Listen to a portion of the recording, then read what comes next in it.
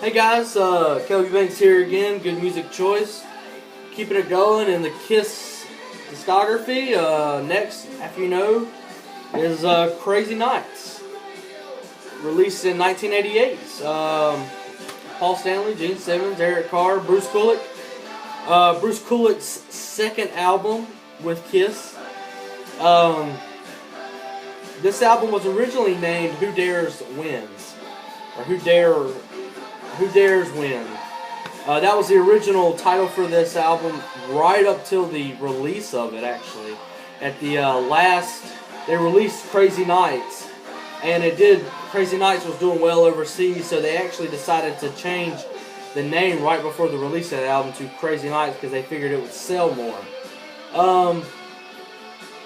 The fourth consecutive album to go platinum since Lick It Up. Back then, Kiss were what they were. Just another 80s band with long hair and terrible album covers. That is a horrible album cover right there. I don't like it. The glass part is pretty cool, but, the way they're looking at it and so that's just horrible. And this is even worse right there. Paul's wearing a thong. I don't know why he'd wear a thong, but anyway. Crazy Nights, let's get into it. The title track, Crazy Nights, it's a decent song. I like that song. I'll sing it every now and then, and if I hear it, I won't change it. I'll Fight Hell to Hold You, that's a horrible song. Bang Bang You, that's a horrible song, cheesy. No No No, that's a horrible song.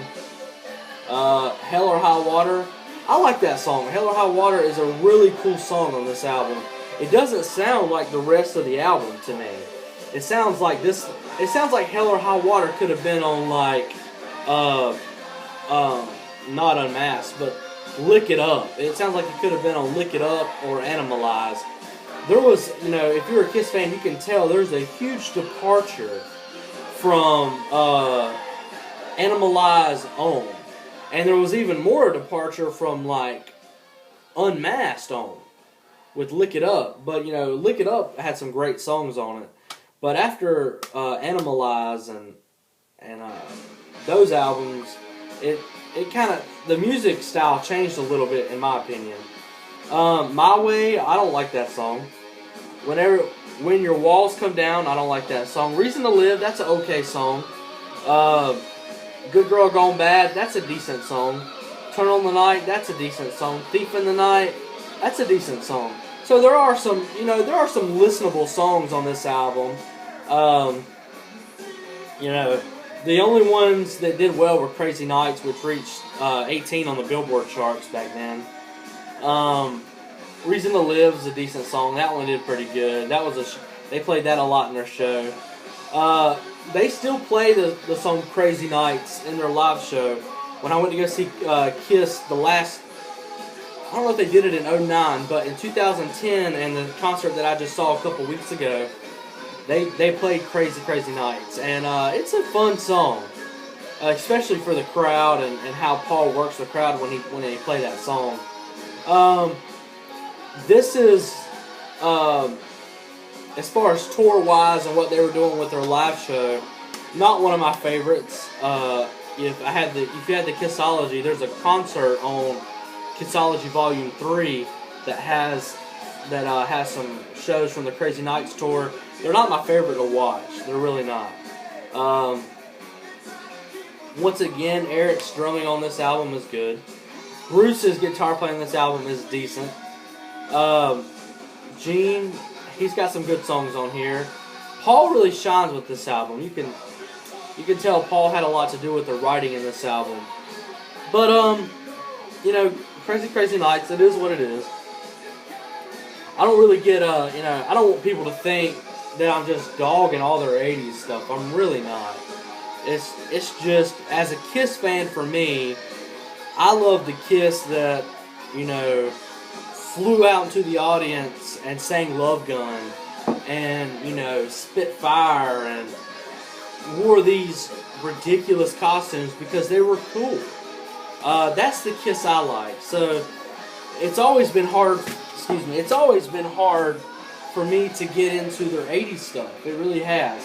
They have some decent 80s albums out there. Mid-late 80s. Their early 80s stuff is really good. Everything for me after Lick It Up is mediocre. And I don't want people to think I'm just sitting here going, that you don't listen to this.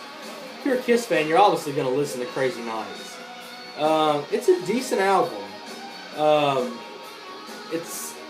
This album actually more so than any of their other 80s stuff is kind of overrated.